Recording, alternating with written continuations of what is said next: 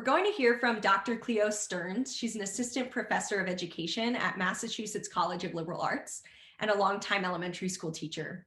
She's a qualitative researcher who observes in classrooms to learn about children and teachers' experiences of social and emotional learning, or SEL. Dr. Stearns, I'm wondering if you can speak to us about your approach to classroom observation. What do you watch and listen for? Yeah, that's a great question. Thanks for asking. So I think the biggest thing is to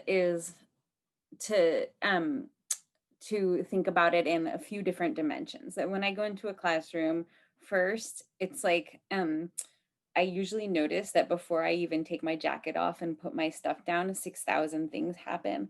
And sometimes I just have to step into the room, take a deep breath, and like just give myself a minute to take in all the senses of everything that's happening before I even do any of those things. I think that's true for teachers who are observing in the moment too. Is just like, someone once said to me, a classroom is like an amoeba. It's true. There's like these kind of like squiggly things happening all over the place. And the more we can just take a second to just like take that in before even writing anything down, before doing anything like that, then we're framing it for ourselves. Um, but I guess other than that, I would say the biggest thing is that I am a very wordy person. I like to read and write, and I like language and words a lot, and I like to listen to words. And so a big part of observing in classrooms for me has been learning to watch for the things that aren't language and to sort of force myself to attend to those things as well. And so that's advice that I think a lot of teachers can benefit from, is that like when you observe in a classroom, you're first going to be attending to like all the words people are saying. What are the things the teachers are saying? What are the things the kids are saying? Um, and that's really important. That is like the surface level of everything that's happening in the classroom. But I would say taking some time to intentionally watch for and listen for the things that are not language can just be so beneficial. And for me, sometimes that means saying, like, I'm going to spend 5 minutes not writing down any words that people are saying at all and really just watch the other things. And that can be anything from like, how's the furniture laid out? What's the classroom look like? You know, what's it smell like? Is there a giant cardboard box of like waffles for leftover from breakfast in the corner? Yes, there usually is. Um, but also like, what are the kids doing? What's their body language look like? How many kids are in which quadrant of the room? You know, drawing a mental map of it. I'm not a visual person, so forcing myself to do some of that visual work can just be so important.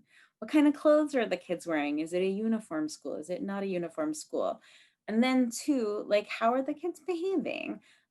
What are they doing? Right? I always like to watch like, who's over in the cubbies, like madly stuffing like crumpled up papers into their backpack, right? Somebody probably is, right? And if you're just listening to the words, you're going to miss all of those things.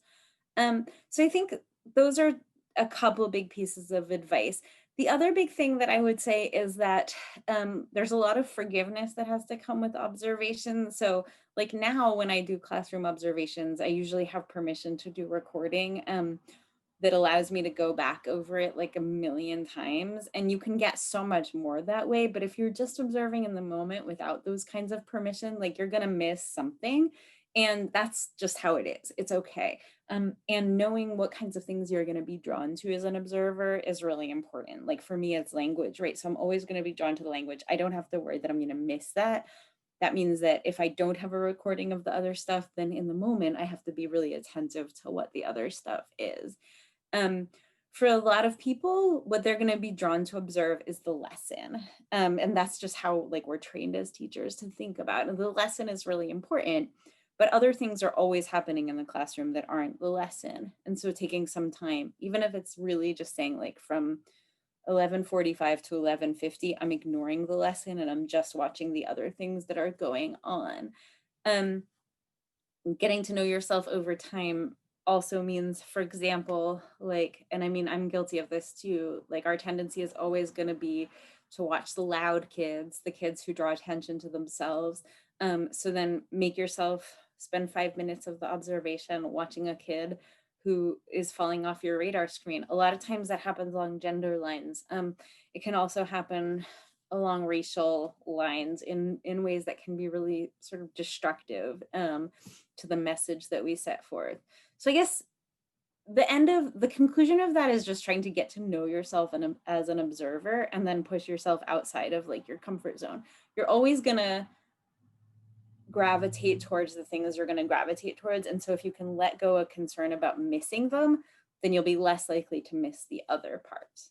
And then I guess with the caveat that like you're literally always going to miss something. A classroom is just happening on so many dimensions at once.